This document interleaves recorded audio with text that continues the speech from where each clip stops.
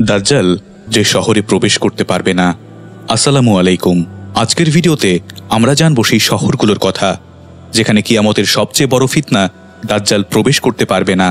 অনেকেই প্রশ্ন করেন, দাজ্জালের শক্তি এত বিশাল, তবুও কিছু শহর তার নাগালের বাইরে কেন? হাদিসে কি বলা আছে এই বিষয়ে?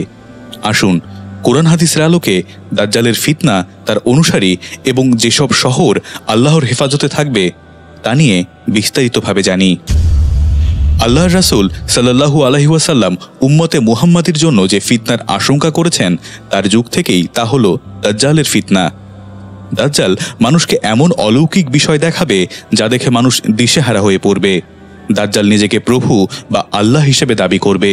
তার দাবির পক্ষে এমন কিছু প্রমাণ উপস্থাপন করবে যে সে সম্পর্কে নবী সাল্লাল্লাহু আলাইহি ওয়াসাল্লাম আগে থেকেই সতর্ক করেছেন। হাদিসের ভাষ্য, সে মানুষের কাছে গিয়ে বলবে, আমি তোমাদের মৃত পিতামাতাকে জীবিত করে দেখাই, তাহলে কি তুমি আমাকে প্রভু হিসেবে মানবে? সে বলবে, অবশ্যই মানব। এ সুযোগে শয়তান তার পিতামাতার আকৃতি ধরে বলবে, হে সন্তান, তুমি তার অনুসরণ করো, সে তোমার প্রতিপালক। কিন্তু মুমিন বান্দাগণ এসব দেখে বিভ্রান্ত হবে না। মিথ্যুক দাজ্জালকে সহজেই চিনতে পারবে এবং আল্লাহর প্রতি তাদের ঈমান আরও বৃদ্ধি পাবে। কিন্তু দুর্বল ঈমানদার লোকেরা বিভ্রান্তিতে পড়ে ঈমান হারা হবে। তারা দলে দলে অংশ নেবে। হাদিসে দাজ্জালের ফিতনার সময় যারা তার অনুসরণ করবে তাদের সম্পর্কে জানানো হয়েছে। হাদিসের বর্ণনা মতে দাজ্জালের অধিকাংশ অনুসারী হবে ইহুদি এবং মহিলা। ইস্পাহানের 70,000 ইহুদি দাজ্জালের অনুসরণ করবে এবং তাদের সবার পরনে থাকবে সেলাইবিহীন চাদর।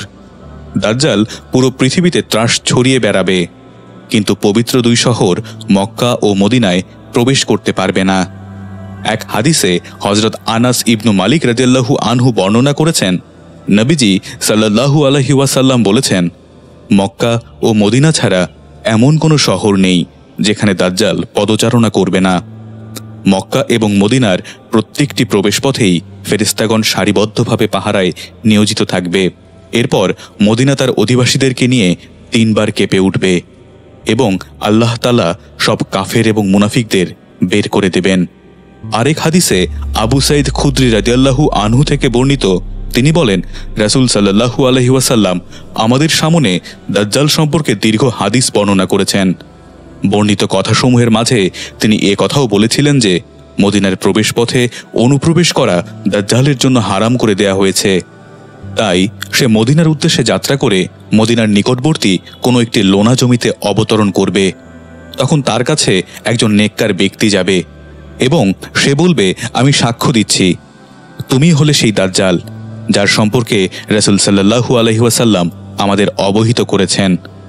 দাজ্জাল বলবে, আমি যদি তাকে হত্যা করে পুনরায় জীবিত করি তাহলেও কি তোমরা আমার ব্যাপারে সন্দেহ করবে? তারা বলবে, না। এরপর দাজ্জাল লোকটিকে হত্যা করে পুনরায় জীবিত করবে। জীবিত হয়েই লোকটি বলবে, আল্লাহর শপথ, আজকের চেয়ে অধিক প্রত্যয় আমার আর কখনো ছিল না। তারপর দাজ্জাল বলবে, আমি লোকটিকে হত্যা করে ফেলব, কিন্তু সে লোকটিকে আর হত্যা করতে সক্ষম হবে না। কজন সাহাবী থেকে এ মর্মে বর্ণিত আছে যে রাসূল সাল্লাল্লাহু আলাইহি ওয়াসাল্লাম দাজ্জালের কথা উল্লেখ করে বলেন, সে 4টি মসজিদের কাছাকাছি হতেই পারবে না, মসজিদুল হারাম, মসজিদে নববী, মসজিদে তুর ও মসজিদুল আকসা। দাজ্জালের মতো ভয়াবহ ফিতনা থেকে রক্ষা পেতে হলে চাই দৃঢ় ঈমান, কুরআন ও সুন্নাহর অনুসরণ। আসুন আমরা সবাই আল্লাহর উপর পূর্ণ ভরসা রাখি এবং এই ফিতনা সম্পর্কে জ্ঞান অর্জন করে নিজেদের এবং আমাদের প্রিয়জনদের প্রস্তুত করি। ভিডিওটি ভালো লাগলে শেয়ার করুন। ইসলাম বিষয়ক আরও জানার জন্য চ্যানেলটি সাবস্ক্রাইব করে পাশে থাকুন। আল্লাহ আমাদের সবাইকে হেদায়েত দান করুন। আমিন।